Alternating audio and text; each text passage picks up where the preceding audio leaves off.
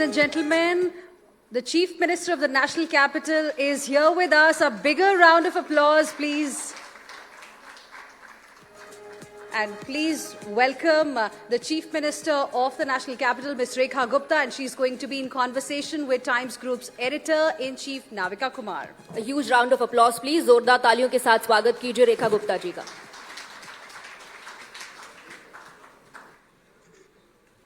Joining us this evening, Delhi's Chief Minister, Rekha Gupta ji. It's a pleasure and an honor to have you on stage at a time when the Women's Reservation Bill is being debated in Parliament.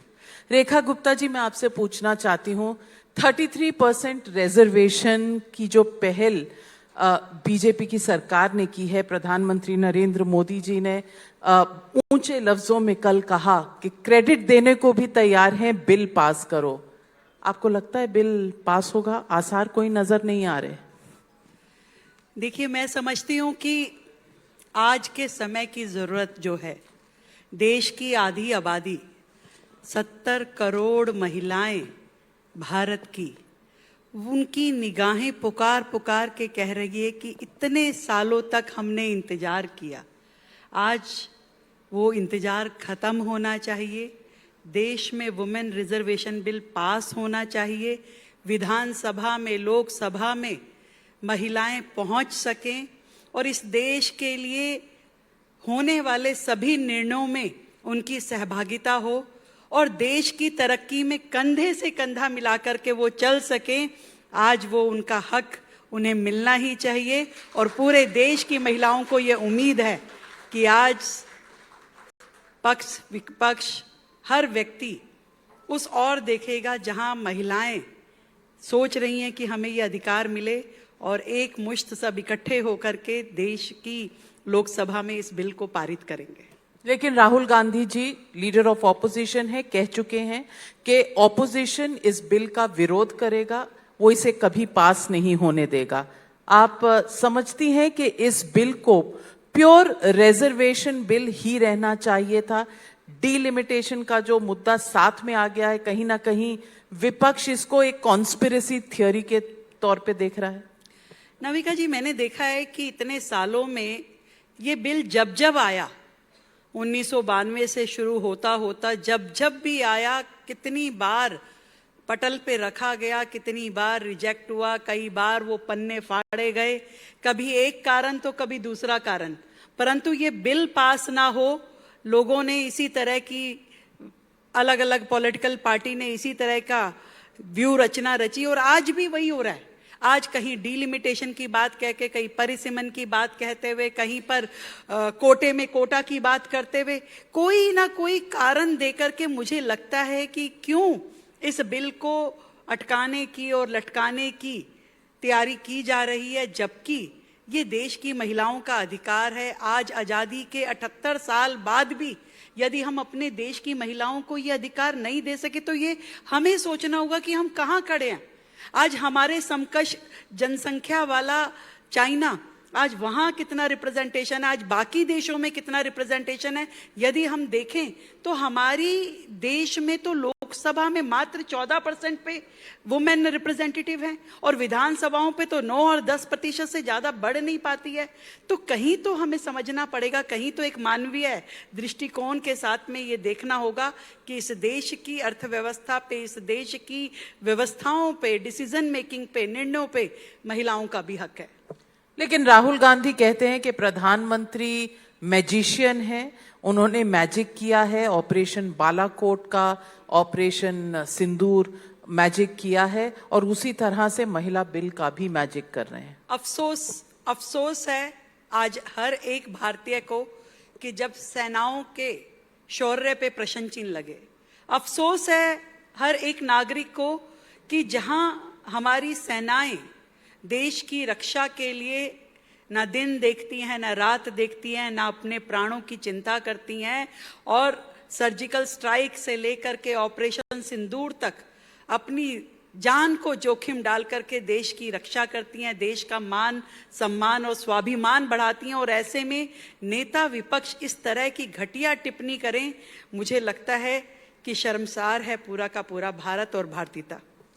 Rekha Gupta ji, आपको लगता है कि आपकी party को शायद विचार विमर्श opposition को कॉन्फिडेंस में लेना चाहिए था इससे पहले कि वो ये बिल लेकर आए?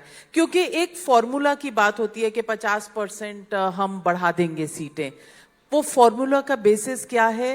वो फॉर्मूला का जो 50% है वो भी बिल में नहीं लिखा है, और ऑपोजिशन को इसी बात पर विरोध है कि बिना पार्लियामेंट से बात किए ये फॉर्मूला अपनाया कैसे गया? कौन कहता है बात नहीं हुई? अनेकों बार, सालों से बार बार बैठ करके इस विषय पे चर्चा हुई, बातचीत हुई। ये आज कहते हैं फार्मूला क्यों लेके आए? कल माननीय अमित शाह जी ने कितने स्पष्ट तरीके से देश की पूरी जनता को बताया कि ये 50% सीटें अगर हम बढ़ाते हैं तब जाके 33% आरक्षण बिना वर्तमान के रिप्रेजेंटेशन को छेड़े संभव है। यदि ये फार्मूला नहीं लाते तो आप कहते कि बताइए हमारा अधिकार छीना जा रहा है। वो जितनी रीजनल पार्टियां जिनकी मात्र एक एक सीट है, ऐसी कितनी पार्टियां हैं? 17 पार्टियां जिनकी एक एक सीट है, और लगभग 8 से 10 पार्टीज है जिनकी 2-2 सीटें हैं। आज यदि बिना किसी सीट बढ़ाए हुए आप रिजर्वेशन रखते तो हो सकता है वो पार्टी कहती कि भाई हमारी सीट खो गई, या जो पुरुष प्रतिनिधि चुनाव लड़ता है वो कहता जी मेरा हक ले लिया। आज कितने अच्छे तरीके से इस फॉर्मूला के माध्यम से जितनी सीटें वर्तमान में थी वो एज इट इज रहेंगी, एडिशनल सीटें बढ़ने के बाद में रिजर्वेशन भी मिल जाएगा, और किसी का नुकसान नहीं है, ना पुरुष प्रतिनिधि का नुकसान है, ना रीजनल पार्टियों का नुकसान है। ये तो शानदार एक काम है। नहीं तो आपके पास और दूसरे कारण होते, आप कहते कि नहीं हमें तो बहुत नुकसान हो रहा है, जैसे साउथ की आपने लगा दिया कि साउथ के राज्यों को नुकसान, जबकि आदरणीय अमित शाह जी ने बड़े स्पष्ट शब्दों में बताया कि कैसे हर राज्य की सीटें बढ़ रही हैं, किसी की भी सीट कम नहीं हो रही, तो किसी का रिप्रेजेंटेशन कम नहीं हो रहा। ये बहुत बड़ा मुझे लगता है कि काम है जो इस बिल के माध्यम से, कि चीजों को बिना छेड़े, चीजों में बढ़ा करके, सीटों को बढ़ा करके देश में महिलाओं को उनका अधिकार देना, ये इससे बेहतर कुछ हो नहीं सकता था। और ये वो लोग भी समझते हैं, केवल ये बिल ना आए इसके लिए अलग अलग तरीके से अलग अलग पार्टियां अपनी बातचीत को अलग मखोटा पहना करके कह रही हैं, मुझे लगता है।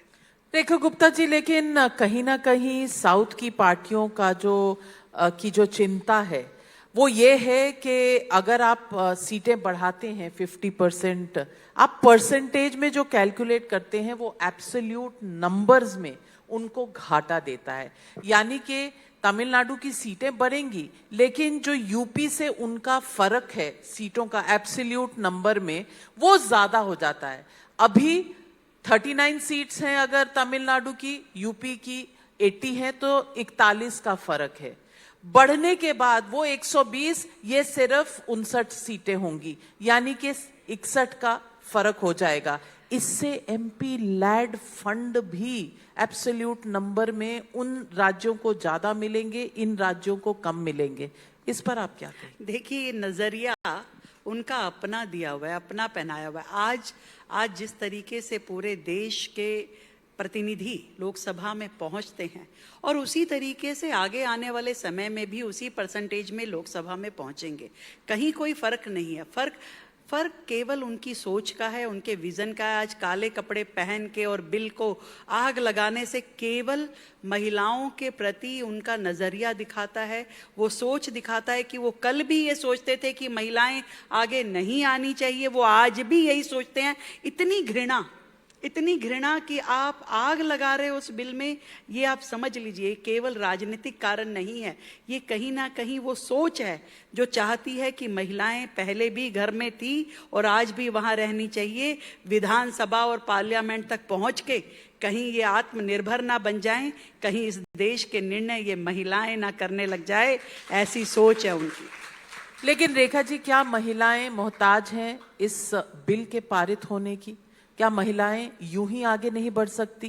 क्या पार्टियां खुद ये नहीं तय कर सकती कि जरूर बिल पास हो ना हो, हम अपनी पार्टी में 33% कैंडिडेट ही वो देंगे जो महिलाएं हैं? ये नहीं हो सकता? मैं आपसे पूछना चाहती हूँ नविका जी, आज 78 साल हमारी राजनीति को हो गए, देश को आजाद हुए हुए, कितनी पार्टियों ने ऐसा कर पाए? कांग्रेस कभी इंदिरा गांधी से आगे बढ़ पाई, कभी सोनिया गांधी से आगे बढ़ पाई, कभी और महिलाएं आ पाई, समाजवादी पार्टी कभी डिम्पल यादव से आगे बढ़ पाई, बाकी रीजनल पार्टियां कभी कोई और ऐसे आगे बढ़ पाया। आप छोड़िए, मैं आप अपनी बात करती हूँ। आज मैं एक राज्य की मुख्यमंत्री हूँ। कहाँ से आई? आपने नगर निगम में जो म्यूनिसिपैलिटीज़ में 50% का रिजर्वेशन दिया। मैं निगम पार्षद बनी। निगम पार्षद बनने के बाद में जैसे जैसे राजनीति में आगे बढ़ी और अपना मैंने वर्किंग दायरा बढ़ाया तो मैं आज यहाँ तक पहुँच पाई कि अगर नगर निगम में ये रिजर्वेशन नहीं होता तो क्या मैं यहाँ तक पहुँच पाती? क्या और बाकी जो आज सांसद हैं, विधायक हैं, शुरुआत उन्होंने नगर निगम से की, क्या वो पहुँच पाती? कितने लोग सीधा ऐसे आ पाते हैं? आज आप अलग अलग लेवल पे जब तक हमारे देश की ऐसी स्थिति तो होती तो अब तक हो जाता ना, शुरू से हो जाता, आजादी के तुरंत बाद शुरू हो जाते हैं हम। क्यों 78 साल लगे? शौचालय जैसी सुविधा लेने में तो हमें 78 साल लग गए।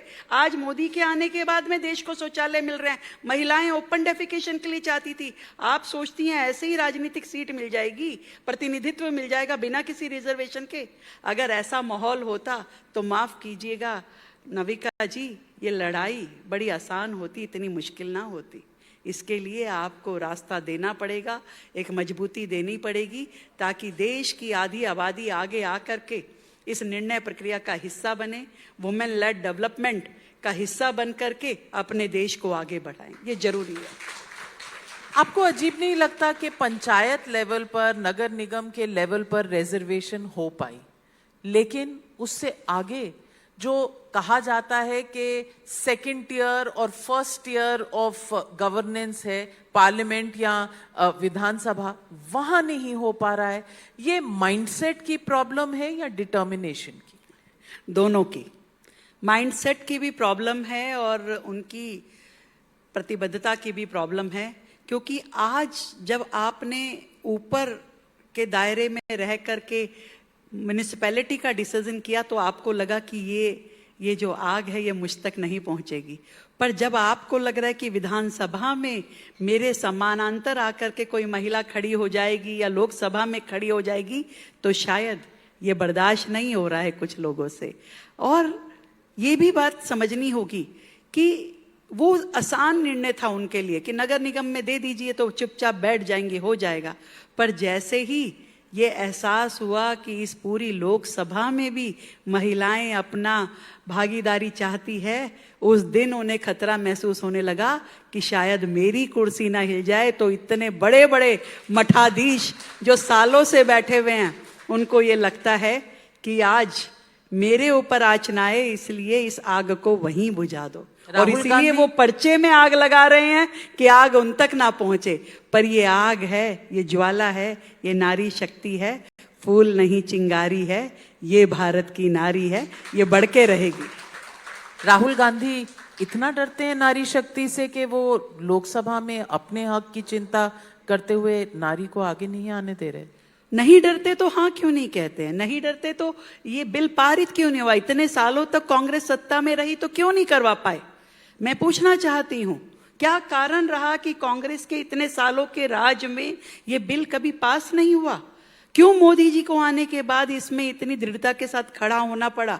मोदी जी ने तो यहां भी कह दिया कि क्रेडिट की कोई लड़ाई नहीं है, मैं आपको ब्लैंक चेक देता हूं, सारा क्रेडिट आप ले लीजिए, परंतु देश की महिलाओं को उनका हक तो दे दीजिए। यदि इतनी बात सुनकर के भी इन्हें एहसास नहीं होता तो मुझे लगता है कि ये जो इनसिक्योरिटी उनके अंदर है इसको चेक करना चाहिए कि ये इनसिक्योरिटी भविष्य में उनके लिए क्या दिन दिखाने वाली है। रेखा जी, सवाल ये भी उठता है कि मोदी जी की सरकार तो 2014 में आ गई थी और ऑपोजिशन का कहना उस वक्त आपके पास फुल मेजॉरिटी भी थी, आपके पास 2019 में भी मेजॉरिटी थी, तब आपने ये बिल क्यों नहीं पारित किया? अब क्यों? मैं फिर वही कह रही हूँ ना कि ऐसे बहुत सारे प्रश्न, जब तक ये काम चलता रहेगा, जब तक इस तरह की देश के पुनर्निर्माण की, राष्ट्र निर्माण की लड़ाई चलती रहेगी, ये प्रश्न खड़े होते रहेंगे। उस समय यदि बिल ले आते तुरंत तो कहते ले जी अभी सरकार बनी है, इनको बिल लाने की है, अभी तो डेवलपमेंट के काम बाकी हैं, अभी तो इन्होंने कहा था कि हम बहुत सारी 370 हटाएंगे, उसकी और इनका ध्यान नहीं है। 370 हटा दी तो उन्होंने कहा कि राम मंदिर कब बनाओगे, डेट नहीं बताओगे, तो मंदिर बन गया। ये 10 साल के छोटे से कार्यकाल में मोदी सरकार ने हजारों ऐसे निर्णय लिए हैं जो इस देश की प्रगति के लिए जरूरी थे, और उन निर्णयों में एक निर्णय ये भी है कि देश की आधी आबादी को उनका हक देना है। आज ट्रिपल तलाक जैसी कुरीतियां इस समाज में खत्म हुई है तो वो मोदी की देन है। राजीव गांधी जी ने तो वो शाहबानो जी का भी उस नियम को, जो कोर्ट के ऑर्डर थे कि आपको मेंटेनेंस देनी पड़ेगी, उसको भी उल्टा कर दिया था कि किसी महिला को, मुस्लिम महिला को मेंटेनेंस देने की जरूरत नहीं है। तो वो शाहबानो के केस को हम सब ने देखा, अपनी आंखों से देखा, तो हमने वो काला इतिहास भी कांग्रेस से जुड़ा हुआ महसूस किया है जो हमेशा महिलाओं के खिलाफ रहा है। एक सवाल फिर और भी उठता है, आपने 2023 में ये बिल पारित करवाया था तो आप 543 लोकसभा का जो स्ट्रेंथ है उसमें भी 33% दे सकते हैं। आपने जिद क्यों की कि 850 पर ही देना है? क्या कहीं ना कहीं भाजपा में भी ये कशिश है कि मर्दों का हक चला जाएगा और उसमें से काट कर महिलाओं को देना पड़ेगा? मैंने इस बात का जवाब पहले ही दिया। ये मतलब भाजपा या अन्य राजनीतिक दलों का नहीं है। आज देश की इतनी बड़ी आबादी है, और मैंने जिक्र किया कि चाइना हमारे लगभग समकक्ष जनसंख्या वाला देश है। आज वहां पे 3000, लगभग 3000 मेंबर ऑफ पार्लियामेंट है, और हम कितने हैं? 543। आज हमारे देश को जितनी बड़ी आबादी है, कब हुआ था ये 543 का निर्णय? आप सोचिए, 1971 में। 1971 में जनसंख्या रही होगी 50-55 करोड़, और आज 140 करोड़ पे आप खड़े हैं। तो क्या इतने सालों में हमें ये आवश्यकता महसूस नहीं होती कि सीटें बढ़नी चाहिए जिस तरीके से जनसंख्या बढ़ी है? क्या और अच्छी तरीके से आप अपनी कॉन्स्टिट्यूएंसी को लुक आफ्टर करें, उसके लिए इक्वल डिस्ट्रीब्यूशन नहीं होना चाहिए? क्या लोगों को प्रतिनिधित्व, ज्यादा लोगों को प्रतिनिधित्व मिले, ऐसा नहीं होना चाहिए?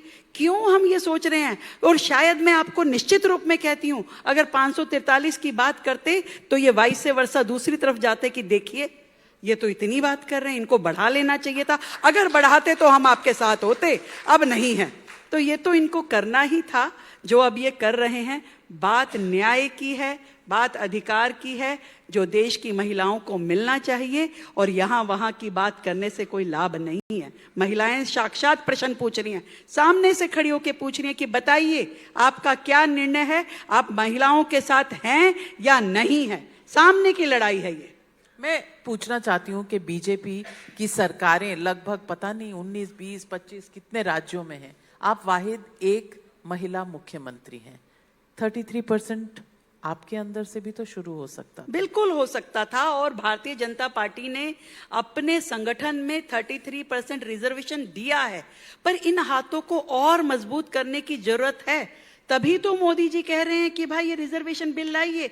आज उनकी दृढ़ता है, आज उनका मन है, आज उनको लगता है कि ये होना ही चाहिए। और हमारी सरकार के समय आज पूरे पक्ष विपक्ष को एक साथ एक प्लेटफॉर्म पे लाने के लिए माननीय प्रधानमंत्री जी स्वयं करबद्ध निवेदन कर रहे हैं हर एक व्यक्ति से कि ये समय है, हमें देश की आधी आबादी को उनका हक देना है, ताकि आने वाला समय, जिस विजन की हम बात कर रहे हैं कि विजन 2047, हम उस आजादी के स्वर्णिम वर्ष में, स्वर्णिम इतिहास को गढ़ते हुए हम अपनी महिलाओं को वहां लेकर के जाएं जहां वो साझेदारी करे डिसीजन मेकिंग में, पॉलिसी फॉर्मेशन में। आपके लिए कितना मुश्किल था यहां तक पहुंचना? मैंने बताया, आसान नहीं होता किसी साधारण परिवार की महिला को आगे बढ़ करके आज नेतृत्व तक पहुंचना, पार्लियामेंट तक पहुंचना, विधानसभा तक पहुंचना, ये बहुत मुश्किल है। आज अगर निगम में रिजर्वेशन नहीं होता तो मैं और मेरे जैसी लाखों रिप्रेजेंटेटिव, आज लगभग 15 लाख रिप्रेजेंटेटिव्स हैं जो कि ग्राम पंचायत के लेवल पे, निगम के लेवल पे कहीं ना कहीं रिप्रेजेंटेशन दे रही हैं, और रिजर्वेशन नहीं होता तो वो वहां नहीं पहुंचती। आज उनमें से धीरे धीरे करके कुछ लोग विधानसभा पहुंच पाएंगी, कुछ नहीं पहुंच पाएंगी। हर जगह वर्चस्व की लड़ाई है। उस लड़ाई में एक बार मजबूती देना महिलाओं को जरूरी है। मैं विश्वास दिलाती हूँ कि एक बार ये मजबूती इन बहनों को मिल जाएगी तो उसके बाद तो ये अपने आप बढ़ना शुरू कर देंगे। हर पार्टी सोचती है कैंडिडेट की विनेबिलिटी, इसीलिए शायद अपनी पार्टियों में आरक्षण नहीं देते। आपको लगता है कि विनेबिलिटी के लेवल पर महिलाओं के लिए मुश्किल है और रिजर्वेशन के बिना ये रिप्रेजेंटेशन पॉलिटिकल लेवल पर आ नहीं सकता? बहुत अच्छी बात कही आपने। आज मैं आपसे कहना चाहती हूँ, एक बेटी आप उसको घर की चार दीवारी में बंद रखिए, ना पढ़ाइए ना कुछ सिखाइए, और फिर उसको जमाने के सामने भेज दीजिए कि जाके लड़ाई कर। क्या संभव है? आप जब तक उसे तैयार नहीं करेंगी उस युद्ध के लिए, उस संग्राम के लिए, तो कैसे कोई महिला उस मुकाम पे पहुंच पाएगी? आज आप उनको पार्टी में लेकर के आइए, आप चुनाव लड़वाइए, आप सदस्य बनाइए, आप उनको मेयर बनाइए, आप उनको विधायक बनाइए, तब तो जाकर के महिलाओं का वो वर्ग तैयार होगा जो ये समझ पाएंगी कि इस राजनीति के दाव पेच क्या हैं, किस तरीके से आपको काम करना है और काम करवाना है। तो इन सब चीज़ों के लिए बहुत ज़रूरी है कि महिलाओं को रिप्रेजेंटेशन मिले, पार्टी लेवल पे भी मिले, चुनाव लड़ने के लिए भी मिले, संस्थाओं में भी मिले, और हर तरीके से आप जब तक महिलाओं को मजबूत नहीं करेंगे ये देश यूं ही पिछड़ता रहेगा। आज डेवलपिंग कंट्री के नाते हम हैं और हमेशा ऐसे ही बने रहेंगे। अगर डेवलप्ड भारत बनना है तो इन महिलाओं को अपने साथ खड़े करना पड़ेगा, आधी आबादी को मजबूत करना ही पड़ेगा। आज अगर ये बिल पारित नहीं होता, जो लग रहा है, दिख रहा है कि ये नहीं होगा पारित, मैं पूछना चाहती हूँ क्या महिलाओं की लड़ाई एक बार फिर सूली चढ़ जाएगी? ये आप कह रही हैं, मुझे तो पूरी उम्मीद है कि हमारे देश की पार्लियामेंट में बैठा हुआ हर एक सांसद जरूर उसकी अपनी अपनी कॉन्स्टिट्यूएंसीज में जो महिलाएं हैं वो भी ये समझता है कि उसे वापस जाके उन महिलाओं को जवाब देना पड़ेगा। वो उनसे क्या आंख में आंख मिला करके बात कर पाएगा? यदि आज वो यहाँ इस महिला बिल का विरोध करेगा, चाहे वो किसी भी पार्टी का हो, निश्चित रूप से उसे अपनी जमीन पे जाके, उसे अपने क्षेत्र में जा करके उस हर महिला को जवाब देना पड़ेगा। वो जरूर उससे पूछेगी कि आपने ये जो किया है बताइए, अगले चुनाव में मैं आपको वोट दूं कि नहीं दूं, उसे जवाब देना पड़ेगा। लेकिन विपक्ष तो कह रहा है कि 2023 वाला बिल तो उन्होंने सपोर्ट किया था, पास किया था, आप उसी फॉर्म में उसे इंप्लीमेंट कर दीजिए, वो आपके साथ हैं। लेकिन जो नए बिल के दाव पेच हैं उसमें कहीं ना कहीं आपकी कोई कॉन्स्पिरेसी है। विपक्ष को क्या जवाब देंगे? कोई दाव पेच नहीं है। उन्हें मालूम था कि वर्षों से ये बिल अटका हुआ है और जिस तरीके का इसको पहुंचाने का रास्ता है वो और समय लेने वाला है। और क्यों इतने 30 साल के बाद भी हमें इंतजार करना पड़े? क्यों वो 2029 के चुनाव पे लागू क्यों ना हो और उसके बाद के चुनाव पे 2034 में करेंगे, उसके बाद करेंगे? क्यों आज इतना ही तो कह रहे हैं मोदी जी कि इसे हमें 2029 में लागू करना है, तो उसे लागू करने के लिए जिन जिन संशोधनों की आवश्यकता है उसे आज किया जाना चाहिए। इस बात में मैं उनसे पूछती हूँ कि उन्हें क्या तकलीफ है? यदि उनका आधार मजबूत है, यदि वो जनता के बीच में मजबूत हैं, तो उन्हें डर किस बात का है? लेकिन मैथमेटिक्स पर ही तो चलता है बिल, और मैथमेटिक्स में आपको सिंपल मेजॉरिटी दोनों हाउसेस में और कंबाइन में 2/3 मेजॉरिटी चाहिए थी। आपके पास तो है नहीं, बीजेपी के पास तो है नहीं, एनडीए के पास है नहीं। अब मुझे ये बताइए कि आपका अपना होमवर्क क्या था, या बस उम्मीद पे ही दुनिया कायम है? केवल उम्मीद नहीं, इन महिलाओं के लिए जो उम्मीद, जो वायदा वर्षों तक ये पॉलिटिकल पार्टीज करती रही, जब जब सत्ता में रही उन्होंने कहा कि हम ये रिजर्वेशन देंगे, हम ये बिल लाएंगे। आज सामने से होकर के भारतीय जनता पार्टी ने, नरेंद्र मोदी जी ने जब इस बिल को पार्लियामेंट में रखा है, तो ये एक पर्दा उनके चेहरे से एक नकाब हटाने जैसी स्थिति है।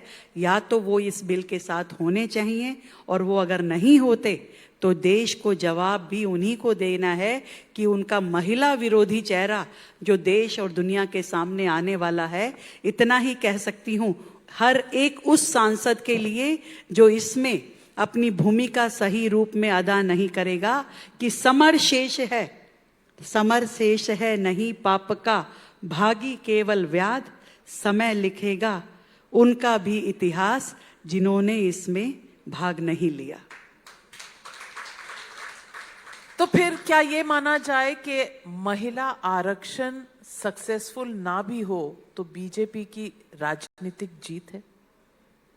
बीजेपी की राजनीतिक जीत है या नहीं मुझे नहीं मालूम, पर मैं ये समझती हूँ कि हम महिलाओं की मानसिक हार जरूर होगी।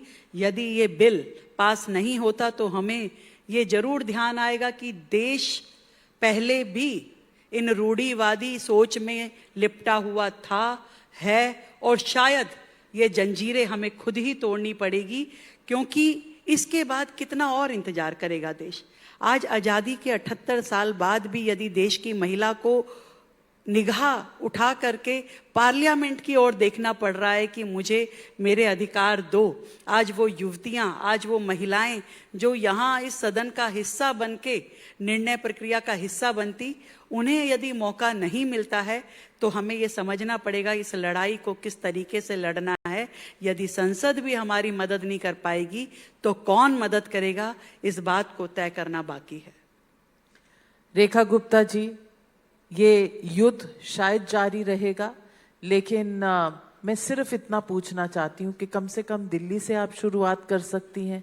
चुनावों में 33% महिलाओं को टिकटें मिले, ये हो सकता है? क्योंकि पिछले चुनाव में 8 महिलाओं को टिकटें मिली थी दिल्ली में बीजेपी से, और दूसरी दोनों पार्टियां आम आदमी पार्टी और कांग्रेस में 9 महिलाएं। बहुत कम है ये। मैं नविका जी ये कहती हूँ कि अभी उम्मीद बाकी है, अभी वोटिंग बाकी है, और सभी लोग अपनी अंतरात्मा की आवाज को सुनते हुए देश के हित में राष्ट्र निर्माण की और इस आधी आबादी को आगे लेकर के जाएंगे। मुझे पूरा विश्वास है मोदी जी पर, संसद पर और संसद के सभी प्रतिनिधियों पर कि वो महिला समाज के साथ अन्याय नहीं होने देंगे। यदि इसके बाद जो कुछ भी होता है उसके लिए मुझे लगता है बाद में सोचना चाहिए। उम्मीद पे दुनिया कायम है और इस और ही हमें आगे बढ़ना चाहिए। Thank you very much Rekha Gupta ji. उम्मीद करते रहेंगे with a hope and a prayer, but clearly the writing is on the wall, ladies and gentlemen. Bill तो पास नहीं होगा, उसके बाद क्या होगा, लड़ाई जारी रहेगी। Thank you very much Rekha Gupta ji हमारे साथ जुड़ने के लिए। और नारी शक्ति, हम तो चाह रहे थे कि अनलॉकिंग नारी शक्ति हम करें, शायद लॉक्ड रह जाएगी। Thank you so much. Thank you very much, Rekha Gupta ji. Huge round of applause, ladies and gentlemen, for Delhi's Chief Minister, the one and only Rekha Gupta ji. Thank you very much. Thank you, Rekha Gupta ji. Thank you, Navika ma'am. And as we come to the end of this beautiful evening, one thing is certain, the future is not waiting for women anymore. Because women are stepping forward to shape it. The 33% reservation is not a ceiling. It's just the beginning. So let us continue to champion, celebrate and create spaces where every woman can lead without hesitation. Because when women rise, nations rise. And before we end, we would like to thank our partners, state partner, Government of Rajasthan, Government of Uttarakhand and Government of Haryana. Tourism partner, Delhi Tourism, and education partner, Bennett University. Thank you for being a part of Unlocking Nari Shakti. Thank you for joining us.